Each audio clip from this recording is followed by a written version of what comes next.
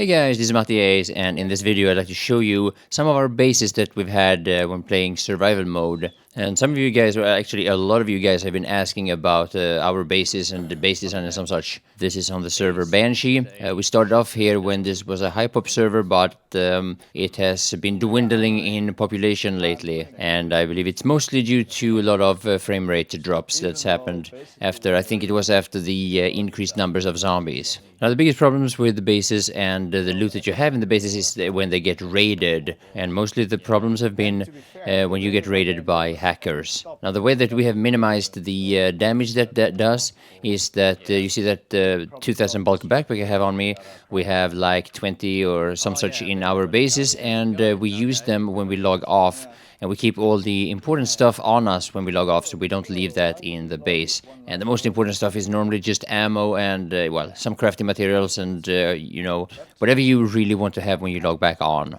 Now, since this is not our main base anymore, this is our first base actually, but it turned out to be just a secondary base later on. And because of that, we don't have all that much ammo here. Maybe 1,000, 1,500 rounds, some such. And when we got to the point where we couldn't carry all the ammo on us when we logged off, we decided to spread it out throughout the, well, at this point, 5 bases. To put these 300 fucking shotgun shells. Oh, don't log out with those ones. We have so many, over 1,000. Hey, by the way, we need to start putting down landmines in our neighborhood. We have a lot of them. We have a lot of stuff to make them. Yeah. Let's just freaking start mining all the houses around us. Yeah, but I was thinking about another thing too. We should break into a base. So this one base is basically based on my old design, and I came up with this for the purpose of giving us as much space as possible. So basically you build the large shelters sticking out, and on the part that sticks out you place the upper level large shelter. There will be a link in the description where you can see how we built one of those bases. We also try to sort things so we know in what crate we have what stuff.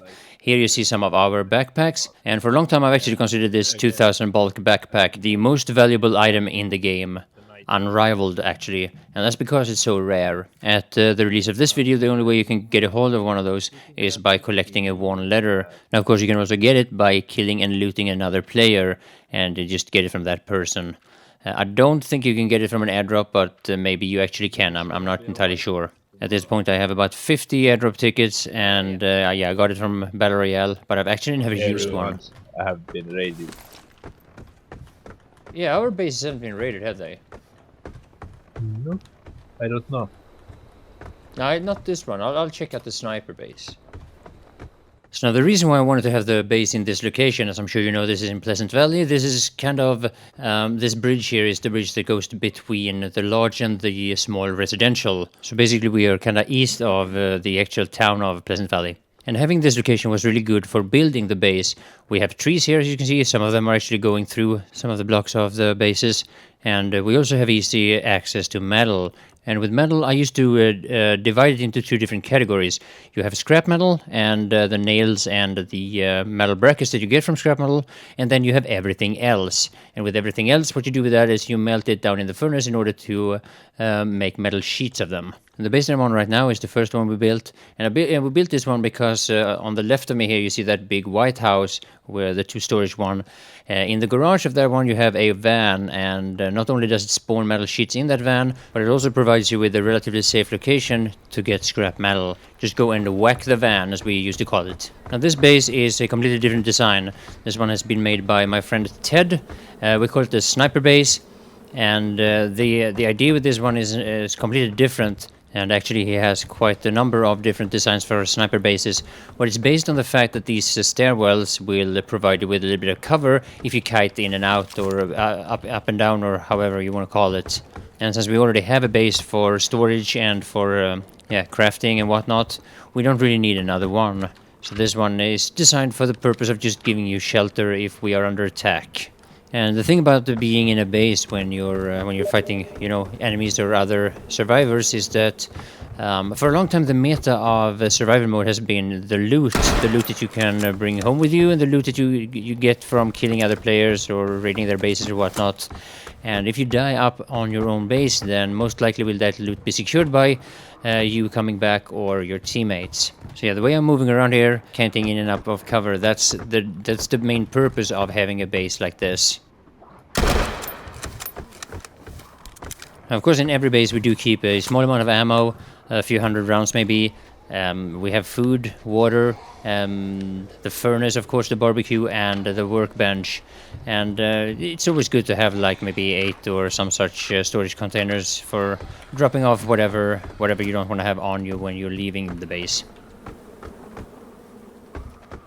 So as we get closer to the next base here, you can hear the sound of the bees. And this is basically our growing base, or our farm base. Right now we have harvested all the crops.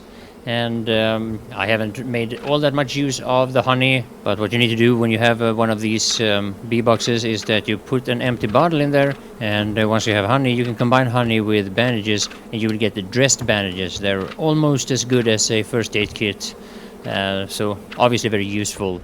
And what we're growing here in this base is wheat and corn, and we use it for ethanol.